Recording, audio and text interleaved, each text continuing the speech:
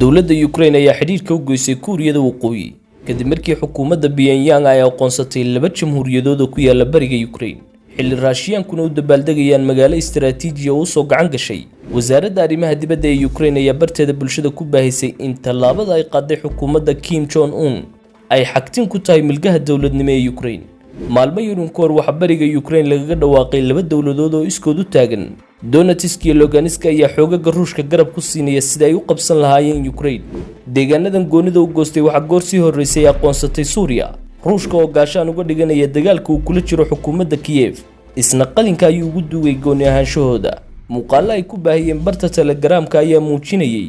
iyagoo warqadihii aqoonsiga ka gudoomiyay Kuuriyada Waqooyi madaxweynaha Ruushka Vladimir Putin ayaa ku dhawaaqay in kaadhadhka dhalashada ee Ruushka loo qaybinayo dadka ku tabaalaysan gudaha Ukraine dad tiro badan ayaa loolan ugu jira sida ay u qaadan lahaayeen sharciga Ruushyaanka Zelensky warqadu soo saaray ayaa calaacal badani ka muuqday waxaanu ku tilmaamay dadkaas kuwa dhabarka ka qaniinay qadiyadda Ukrainiyiinta Donetsk iyo Lugansk oo isku dhow waxay ku yaaleen aagga Donbass waana deegaanada laga helo dhuxul dhagaxda ugu badan sanadii 2014 xoogaga gooni-goosadka oo Ruushka u janjeeray waxay gacanta ku dhigeen aaggan balse awoodda Ukraine iyo tayada reer galbeedka ayaa muquuninaysay weerarka Ruushka ee dhulkan waxa uu iba fur noqday rajo la dhowrayay oo hiiftaamaysay maalinkii salaasada aynu soo dhaafnay dowladahan gooni-goosadka ee Donbass waxay safaarad ka furteen gudaha Russia iyagoo ka dhowr sugaya aqoonsi ay ka helaan xukuumadaha dhadhanka shuuciga leh la wareegidda magaalada xoogaga taabacsan Ruushka ayaa la wareegay gacan ku haynta magaalada Seversk ee bariga Ukraine shabakadda wararka Ruushka ee TASS ayaa carabaabtay in 2 maalmood gudahood ay xoogaga Ruushku si guud ula wareegi doonaan magaaladan wasiir ku-xigeenka arrimaha gudaha Ukraine Vitaly Kiselyov ayaa warbaahinta u sheegay in xaaladda deegaanadaas ay faraha ka baxday dhanka kale ilaha wararka ee ka agdhow ciidamada Ukraine ayaa sheegay inay duqeeyeen keedadka saanada militariga Ruushka ee aagga Donetsk duqa degmada Lugansk ayaa ku eedeeyay Ruushka inay ka cagajiideen taageerada saadka ciidanka isagoo ku tilmaamay duqeyntii ciidamada Ukraine ee bakhaarada kaydka hubka Ruushka ee gobolka Lysychansk mid guul ugu fulay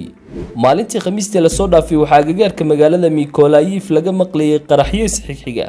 meelaha qaarna waxa laga arkay gantaalo ku soo hoobanaya magaalada Kharkiv ee waqooyiga Ukraine